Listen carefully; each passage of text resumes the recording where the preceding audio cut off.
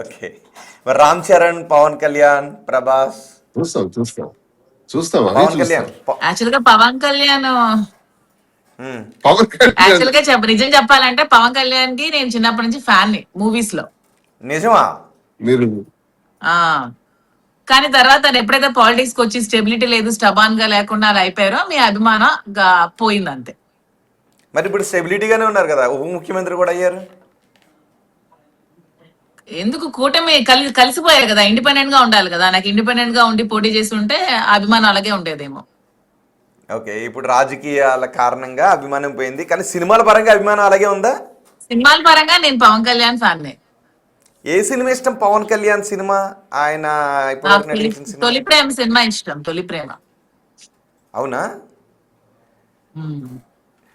Okay, తొలి ప్రేమ cinema నాటికి మీకు దువ్వాడ శ్రీనివాస్ గారి పరిచయం ఉంది అసలు ఏ కోసానైనా? లేదు. మా పరిచయం 4-5 years కదా సార్. ఓకే, అప్పుడు ఆ ఏరియాలో కూడా ఏ విధమైన పరిచయం లేదు. లేదు. ఓకే,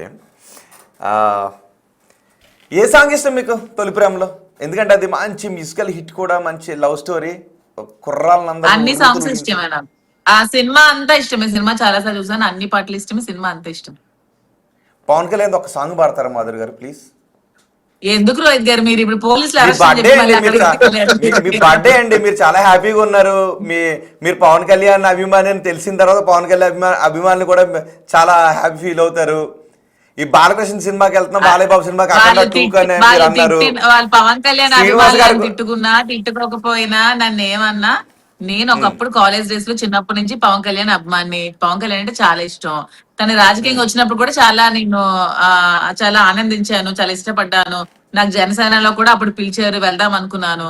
కానీ తన స్టెబిలిటీ లేకుండా స్టబాన్ గా నిర్ణయాలు తీసుకోలేకపోవడం, ఈ రోజు ఒక మాట రేపు ఒక మాట, ఈ రోజు ఒక పార్టీ రేపు ఒక పార్టీ, ఇలా కలుపుకుంటూ వెళ్ళిపోవడం మాకు నచ్చలేదు. తను ఇండిపెండెంట్ గా పోటీ చేసి ఉంటే ఏమో మన సీఎం అయి ఉంటే వాడేమో. ఏముంది, దేనికైనా పేషెన్స్ ఉండాలి, ఓపిక పట్టాలి రాజకీయాల్లో. ఓకే, సో ఇప్పటి వరకు పవన్ కళ్యాణ్ ట్రాక్ లో ఆయన సక్సెస్ అయ్యారు రాజకీయాల పరంగా కదా. సో భవిష్యత్తులో ఏం జరుగుతుంది అనేది ఓకే చూద్దాం. సో సక్సెస్ అయ్యారని నేను అనుకోవట్లేదండి. సక్సెస్ అయ్యారని నేను అనుకోవట్లేదు. తను ఇండిపెండెంట్ గా పోటీ చేసి అన్ని స్థానాల్లో గెలుచుకొని సీఎం అయితే సక్సెస్ అయినట్టు.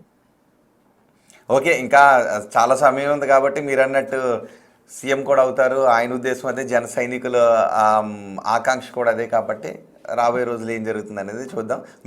మీరు ఆకాంక్షిస్తున్నారా పవన్ కళ్యాణ్ సీఎం కావాలని?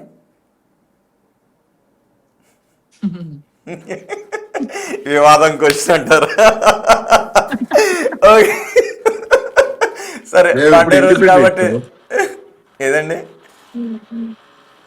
మేము ఇప్పుడు ఇండిపెండెంట్. మా రాజా ఇప్పుడు ఇండిపెండెంట్ క్యాండిడేట్ అండి. మాకు హ్యాపీగా, మేము ఇండిపెండెంట్ గా ఉన్నప్పుడు నాకు ఎంత హ్యాపీగా అనిపిస్తుంది అంటే, మొన్న మేము మా పాపది ఒక ఈవెంట్ చేసామన్నమాట. పార్టీలకు అతీతంగా జనసేన వాళ్ళు, బీజేపీ వాళ్ళు, టీడీపీ వాళ్ళు, వైసీపీ వాళ్ళు అందరూ కూడా, ఎందుకంటే అందరికీ శ్రీను గారు అంటే అభిమానం. ఎందుకంటే తను 25 years నుంచి రాజకీయాల్లో ఉన్నారు, ప్రజాసేవలోనే బ్రతుకుతున్నారు. ఓడిపోయినా సరే ప్రజా జీవితమే తన పరమావధిగా గడుపుకుంటూ ప్రతి క్షణం గడుపుతుంటారు. కాబట్టి జనాలందరికీ కూడా శ్రీను గారు అంటే చాలా ఇష్టం. ప్రజలకి, పార్టీలు పక్కన పెడితే పబ్లిక్ వెళ్తూ ఉంటే పబ్లిక్ చాలా ఇష్టం. సో ఇప్పుడు కొంతమంది టీడీపీలో ఉన్నప్పుడు, శ్రీన్ గారు వైసీపీలో ఉన్నప్పుడు కలవడానికి కూడా భయపడేవాళ్ళు. ఎందుకంటే వాళ్ళ నాయకులు ఏమనేస్తారు అని దొంగతనంగా కలుసుకోవడం ఇలా జరిగేది. సో ఇప్పుడు ఇండిపెండెంట్ గా ఉన్నప్పుడు ఏమంటే ప్రజలందరూ కూడా పార్టీలకు అతీతంగా వచ్చేస్తున్నారు, సపోర్ట్ చేస్తున్నారు. మీరు నిలబడండి, మీకు అందరం మేము సపోర్ట్ గా ఉంటామని చెప్తున్నారు. సో ఇండిపెండెంట్ గా చాలా హ్యాపీగా అనిపిస్తుంది మాకైతే. సో నెక్స్ట్ రాజకీయ అడుగులు ఎలా ఉంటాయి శ్రీనివాస్ గారు? ఇండిపెండెంట్ గా పోటీ చేస్తారు. మళ్ళీ ఏ పార్టీలో